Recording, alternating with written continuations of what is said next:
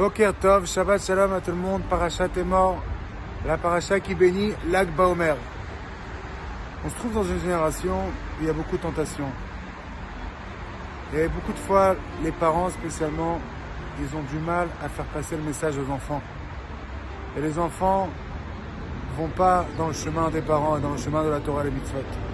La question elle est comment on fait? Comment on fait pour faire en sorte que nos enfants vont continuer dans le chemin qu'Akadosh Baruch Hu nous a donné? Alors notre Parashat est mort, c'est écrit Vayomer Hashem el Moshe, et mort el Kohanim bnei Aaron, ve'amarta alehem le nefesh lo itama be'amav.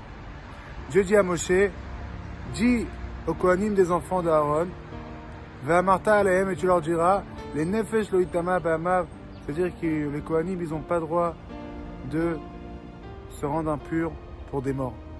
La fameuse question, c'est pourquoi on dit et mort et ve'amarta. Dis aux Kohanim, et tu leur diras. Pourquoi deux fois? Rashi dit sur place, l'azir gdolim alaktanim. Le message, c'est que les grands doivent prévenir les petits. Le rabbi, il explique, en vérité, c'est déjà le rabbi précédent qui rapporte au nom du Admor Hazaken, qui rapporte au nom du Baal Shem Tov, que le azir, c'est pas seulement prévenir. Le azir, c'est Machon Zohar Ve'or. Ça fait référence à la lumière. Ça fait référence à des choses incroyables qui se passent dans le monde.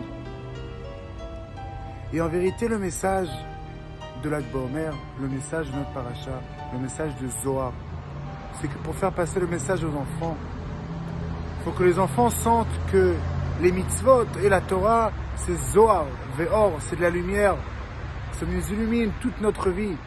Quand ils voient que le papa, il se fait un plaisir de partir à la synagogue, il se fait un plaisir d'étudier la Torah, c'est son plaisir, à ce moment-là, les enfants, ils vont faire exactement la même chose. Là, je me trouve aux États-Unis, à New York, et Rav Moshe Feinstein, qui a vécu, ça fait 60, 70 ans.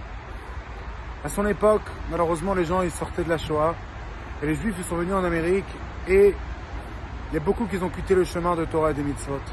Et ils ont demandé à Rav Moshe Feinstein comment faire en sorte que les enfants vont continuer le chemin. Il leur a dit le même message.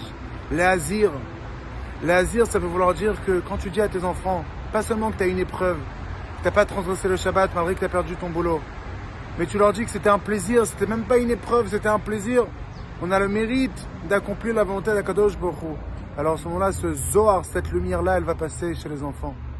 Si à la table de Shabbat, on se fait un plaisir de répéter un mot de Torah, on se fait un plaisir de dire combien de mitzvot on a fait durant la semaine, et les enfants, ils voient que c'est pas seulement un jour, mais c'est un plaisir.